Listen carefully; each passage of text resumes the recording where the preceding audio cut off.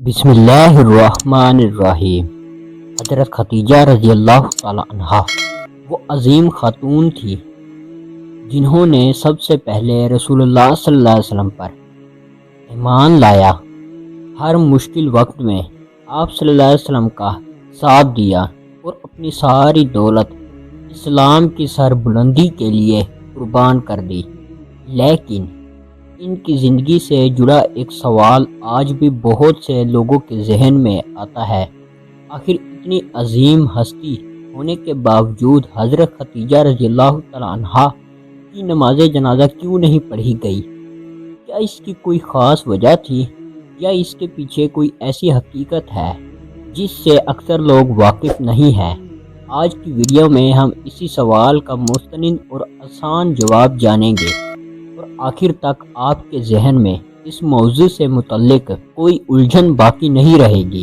حضرت خدیجہ رضی اللہ تعالیٰ عنہ کے بارے میں سب سے زیادہ پوچھا جانے والا سوال یہی ہے کہ آخر ان کا جنازہ کیوں نہیں پڑھا گیا؟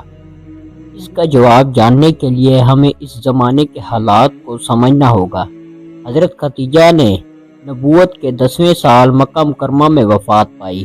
اس وقت تک نماز جنازہ کا حکم نازل ہی نہیں ہوا تھا، یعنی شریعت میں ابھی جنازے کی نماز مقرر نہیں کی گئی تھی۔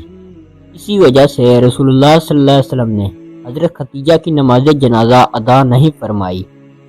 یہ کسی کمی یا کم درجے کی علامت نہیں تھی، بلکہ اس کی واحد وجہ یہی تھی کہ اس وقت تک اللہ کی طرف سے نماز جنازہ کا حکم نہیں ہوا تھا۔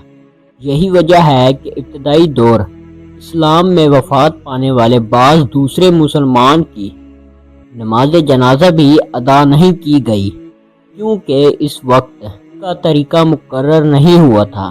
لیکن یہاں ایک ایسی بات ہے جو حضرت خدیجہ کے بلند مقام کو اور بھی واضح کر دیتی ہے۔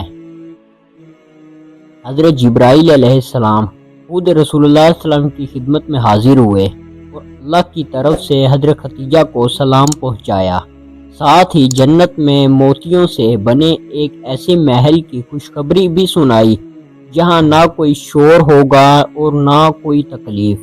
اب یہ بات بالکل واضح ہو جاتی ہے کہ حضرت خدیجہ کی نماز جنازہ اس لیے نہیں پڑھی گئی کہ اس وقت تک نماز جنازہ کا حکم نازل نہیں ہوا تھا، نہ کہ اس لیے کہ ان کے مقام میں کوئی کمی تھی، بلکہ حقیقت تو یہ ہے کہ اللہ تعالیٰ نے انہیں دنیا ہی میں جنت کی عظیم بشارت عطا فرما دی، جو ان کے بلند مرتبے کی واضح دلیل ہے۔